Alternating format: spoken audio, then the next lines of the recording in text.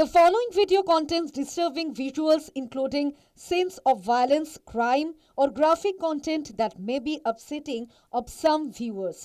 এই ভিডিওর উদ্দেশ্য কোনোভাবেই সহিংসতা প্রচার, সমর্থন বা দর্শকদের আঘাত করা নয়।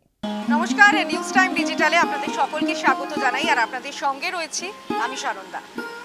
আপনাদের মনে থাকবে যে ফেলুদা সিরিজে অত্যন্ত দাপুটে একজন অভিনেতার কথা, যার দাপট ফেলুদাকে রীতিমতো চ্যালেঞ্জের মুখে ফেলতো। নানা রকম চ্যালেঞ্জের মুখে পড়তেন ফেলুদা, আর তাতে দেখা যেত সেই ধূর্ত ভিলেন রাজেশ শর্মার কথা আপনাদের মনে থাকবে। সেই রাজেশ শর্মা আজ অসুস্থ তিনি, এবং আমরা নিউজ টাইম বাংলা তার অবশ্যই সহমর্মিতা রয়েছে তার জন্য। আমাদের দ্রুত খুব সুস্থ হয়ে উঠুন, খুব তাড়াতাড়ি সুস্থ হয়ে উঠুন রাজেশ শর্মা। কিন্তু যেটা বিষয় যে বেশ কয়েকদিন ধরে রোববার থেকে অসুস্থ রাজেশ শর্মা। আপনাদের মনে থাকবে যে সেই ফেলুদা সিরিজে যে চরিত্র পেরুমলের ভূমিকা, বোম্বাইয়ের বোম্বেটের কথা আপনাদের মনে থাকবে হয়তো, যেখানে একদম দাপুটে অভিনয় দেখেছিলাম আমরা। কিন্তু সেই রাজেশ শর্মা আজকে হসপিটালের বেডে শুয়ে রয়েছেন। বেশ কয়েকদিন ধরে তিনি অসুস্থ। যেমনটা জানা গেছে এখনো পর্যন্ত যে তিনি হায়দ্রাবাদে ফৌজি সিনেমার একটি শুটিংয়ে গিয়েছিলেন। আর হায়দ্রাবাদে ফৌজি সিনেমার শুটিং করতে গিয়ে মাকড়সার কামড়ে সংক্রামক দেখা যায় তার পায়ে।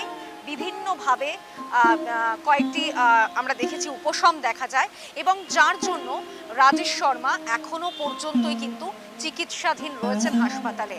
এবং যে আপডেট এখনো পর্যন্ত উঠে আসে, রাজেশ শর্মার আত্মসহায়ক তিনি জানাচ্ছেন যে আগের থেকে অনেকটাই সুস্থ রয়েছেন, কিন্তু তিনি বলছেন যে এরকম কিছু হয়নি, অর্থাৎ বিষাক্ত পোকামাকড় কামড়েছে এরকম কোনো ঘটনা ঘটেনি। হায়দ্রাবাদ থেকে কলকাতায় ফিরেছিলেন রাজেশ শর্মা, এবং ফিরে তিনি রবিবার থেকে হঠাৎ করেই তার পায়ে এরকম একটা সংক্রামক বিষয় সামনে আসে, এবং তারপর থেকেই যেটা দেখা যায় যে হাই লেভেল সুগার, অর্থাৎ ব্লাড সুগার তার এতটাই বেশি ছিল, যার জন্যই এই অবস্থা তৈরি হয়েছে, এমনটাই দাবি করেছেন রাজেশ শর্মার আত্মসহায়ক। কিন্তু যেটা বিষয় যে আর্টিস্টদের তরফে কিন্তু ইতিমধ্যেই হায়দ্রাবাদের ওই প্রোডাকশন হাউসের নামে অভিযোগও দায়ের করা হয়েছে। কারণ কোথাও গিয়ে এই শুটিং ফ্লোরে কোথাও গিয়ে একটা সমস্যা তৈরি হয়েছিল, যার জন্য হঠাৎই একটি বিষাক্ত মাকড়সা কামড়ে দেয়, এবং তারপরেই কিন্তু শুটিংয়ের পরেই কিন্তু কিছুক্ষণ বাদে বলবো, মানে বেশ খানিকক্ষণ বাদে তিনি অসুস্থতা বোধ করেন। প্রথমে সেটা বোঝাই যায়নি বা তিনি বুঝতে পারেননি।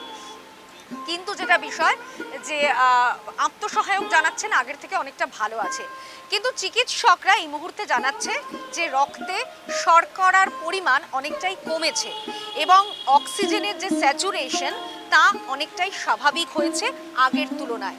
অর্থাৎ রাজেশ শর্মা তিনি অনেকটাই স্থিতিশীল, এবং মুখ্যমন্ত্রীর নির্দেশে ক্রীড়ামন্ত্রী ইন্দ্রনীল খাঁ রাজেশ শর্মাকে দেখতে গিয়েছিলেন হাসপাতালে, এবং সেখানে গিয়ে তার রাজেশ শর্মার শারীরিক অবস্থার অগ্রগতি নিয়ে বিভিন্ন বিষয় তিনি জেনেছেন চিকিৎসকের কাছ থেকে, এবং চিকিৎসকরা কিন্তু স্পষ্টত জানিয়েছেন যে আগের থেকে অনেকটাই স্থিতিশীল রয়েছেন রাজেশ শর্মা, এবং রক্তে যেমনটা বলছিলাম যে শর্করার পরিমাণ অনেকটাই স্বাভাবিক, অক্সিজেন স্যাচুরেশনটাও অনেকটা স্বাভাবিক হয়েছে। অর্থাৎ আগের থেকে অনেকটা স্থিতিশীল হলেও এখনো পর্যন্ত কিন্তু চিকিৎসকরা জানায়নি যে কবে রাজেশ শর্মাকে ছাড়া হবে, তাকে কবে রিলিজ করা হবে হাসপাতাল থেকে।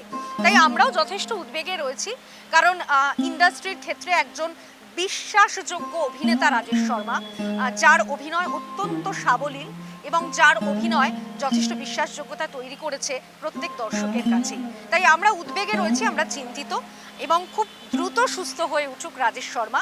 আমাদের তরফ থেকেও কিন্তু এই শুভকামনাই রইল।